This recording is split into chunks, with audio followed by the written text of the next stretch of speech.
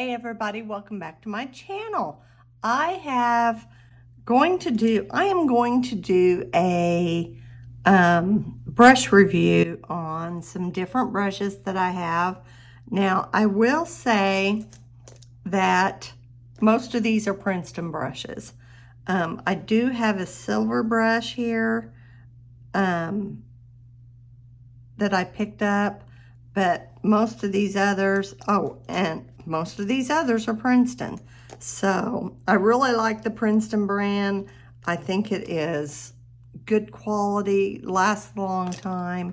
I've never had a problem with them. So we're gonna go over that and see what these different brush marks make. So let's start with this silver, since it's the only silver. And this, I'm going to do watercolor brushes only. So you could use some of these for acrylic inks or whatever, but I don't recommend mixing your acrylic brushes with your watercolor brushes. So first of all, we'll just start out with a little bit of paint. And this is a 1/2 inch, it's called a sky wash. So it makes a lot of, large marks. It's suitable for large washes. That's a pretty color. This is Da Vinci paint. I'm gonna review that too in another video. But so that is the sky wash. It's sort of, it's a mop brush, so you could do all kinds of things with it. So then I'm gonna put that over there, and then you could do the same thing with this. This is a Princeton Neptune number 6 quill. So I don't have the best lighting today, guys. Sorry about that. So I'm going to dip into the same color. This color is called Artemis. It reminds me of another color. It reminds me of Daniel Smith's Moonglow. So you can get a long line with that, or a nice wash with that, or this will do small lines too. It's not meant to go into. So, but that was kind of cool. You could split it and do 2 lines. So that's kind of too cool brush to do some different mark making. If you wanted to do a leaf shape or a petal shape, you could do it with that brush.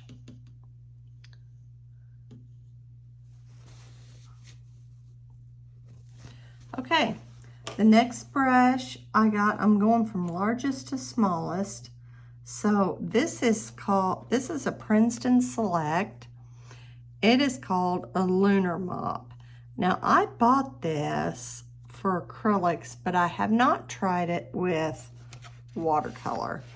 So I'm just going to try it with watercolor. It's kind of a stiff brush. And I believe unless otherwise marked, all of Princeton brushes are, yeah, that's going to be more for acrylics or oils. But you could get some cool dry brush effects.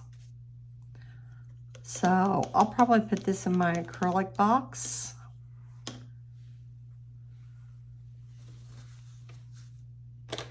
Now this is a 1/2 inch mop, or 1/4 inch mop. And this is one of my favorite brushes. I really enjoy this brush to make circles that are not perfect. And just to see, you know, I'm going to get another color and see how it flows into that. Let's get some of this other color. It's called Soul Shine. Da Vinci's got some mixes that are interesting. This is sort of a nice sunflower color. Now see that Artemis is wanting to move into that yellow. So let's see. Didn't I have a quinacridone gold?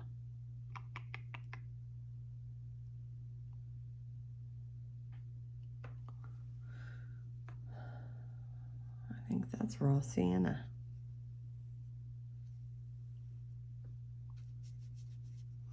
Might be quinacridone gold. I got them mixed up.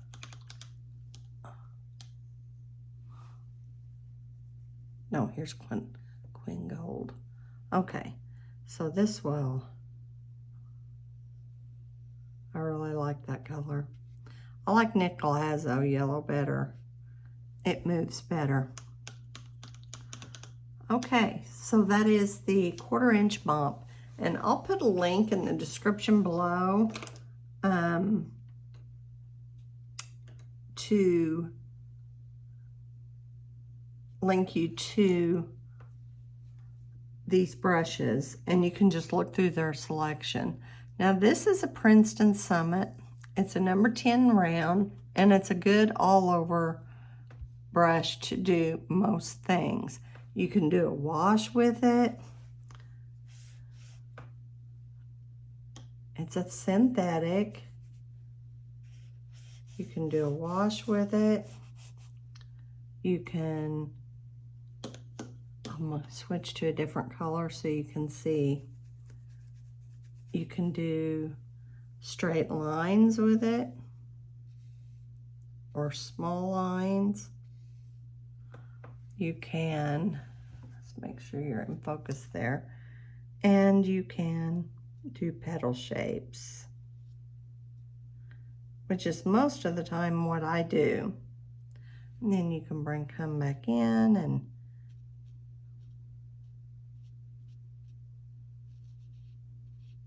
so this is a good all-around synthetic number 10 round Princeton Summit. I think it's a really good brush. It has good snap to it.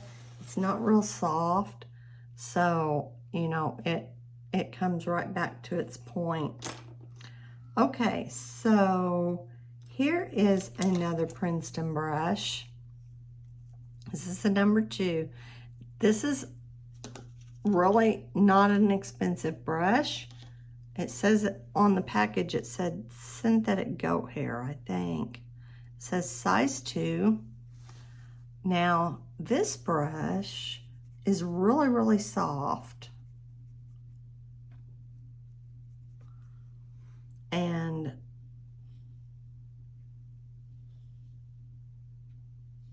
so it keeps you loose. So when I say it's really, really soft, it does not go back to a point. You know, it does not snap back into its position. So what I would use this brush for is just to stay really loose, to barely touch the paper. So you could just go in and make marks. And I find if you turn the brush as you go, it gives you some organic loose marks, and then will stay to a point. So this was like $2 and some odd and some change. So I have a variety of brushes. You really only need a few, but I have a collection. So here is a Princeton 1-inch flat. Now that can be used in the same manner as that oval mop. Let's get another page out here.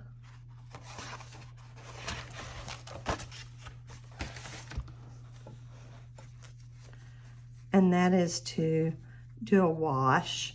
This is a soft brush, but it does well with a wash.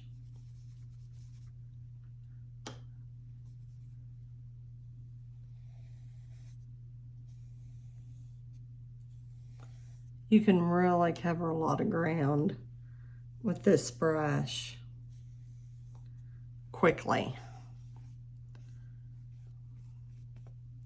So I like this brush for that reason, to do skies. And then if you wanted to, you could come in and, add some green. This is sap green. And do your grass. I didn't get my composition right there.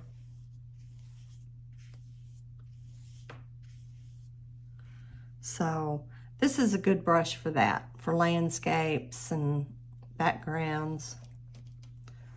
So I would recommend that they do have a pack that includes several different brushes, Princeton, Neptune. I like them. I like them. This is another oval mop. I already went through that. This is called a mini detailer, 1/4 Deerfoot. So I like this brush to just make marks. So if I wanted to, make some dots or stipple and make a bush. Hold my paper down there. Or a tree. This is a good brush for that. Let's get some green. I always like to add several colors to a bush or a tree to give it depth. Let's get some yellow, soul shine. I got a little bit too wet there.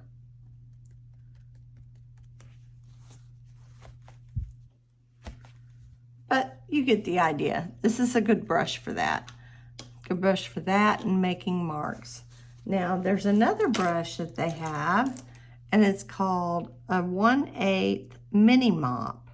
And I like this for the same reason, is I like to go in and just make marks. This makes really nice dots. I see a lot of dot work going on, and I love this brush for that. So,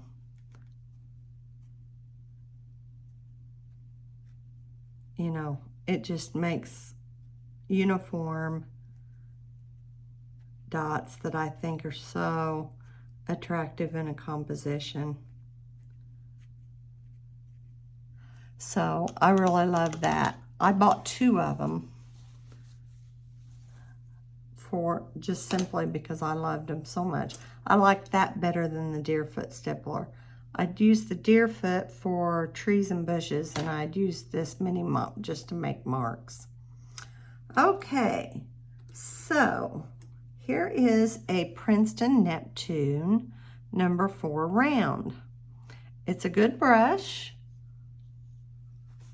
and it is a good brush to make flowers, I think.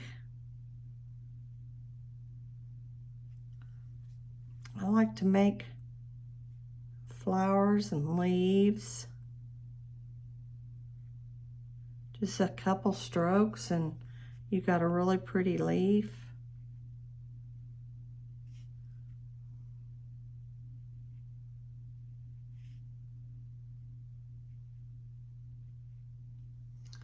So, you know, that's what I like to do this, especially,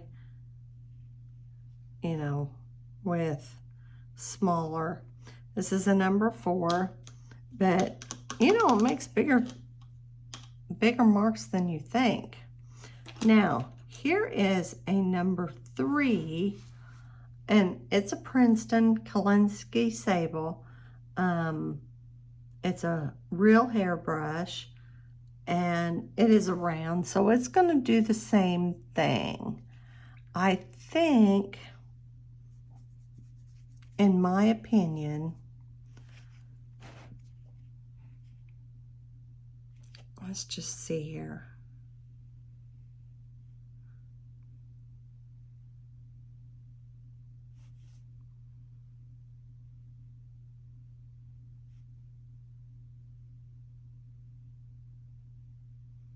I'm taking a little bit more time.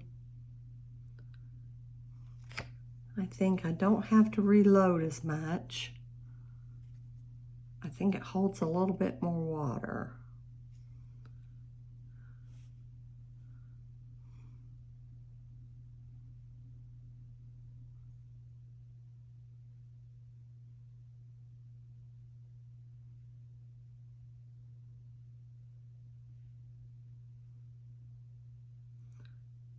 But other than that,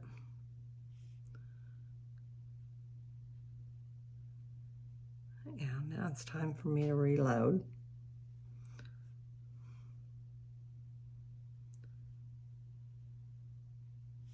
So,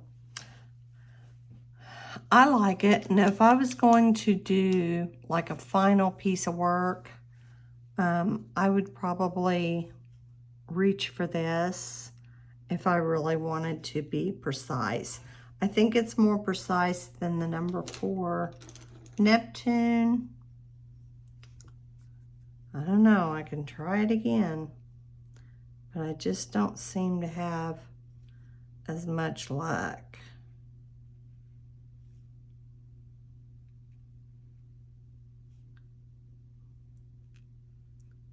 It's a little bit bigger, of course. It makes good marks.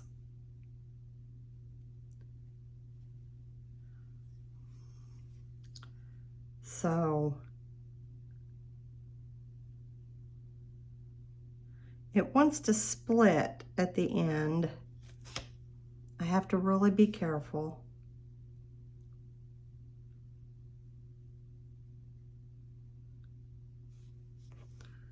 So that is a good brush, you know, so, you know, I think it's here or there. This is a brush. This is a number 8. This is just a cheap brush from, you know, a big box store, Walmart, or someplace like that.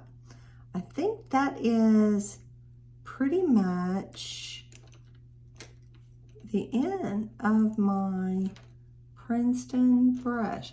Now I do have a flat brush. That is one I use for acrylics, so I'm not going to mess with my watercolor in that. I have another flat brush, and I just buy the cheap stuff for my acrylics. So this one is a cheap brush from a big box store. You know, I usually use this one for swatching, so because it's cheap, but it is not a good brush by any means. But you know, you can swatch colors with this and dig in and not worry about it if it was just, you know, a couple dollars. So, all right, well, that's the end of my brush video. So if you want to experiment with this any further, I'll leave a link below to the watercolor brushes in the description below. Don't forget to hit the like button and subscribe button. It really helps my channel. My channel is slow growing. So, and if you want to, man, share it and, you know, get me up there and let me, you know, make more videos. So, I really enjoyed doing this video. So I kind of didn't realize, like I said, you don't need all these brushes, but these are kind of the from A to Z brushes that I use to get paintings done. So talk to you later, guys. Thanks for watching. Bye. Have a great weekend.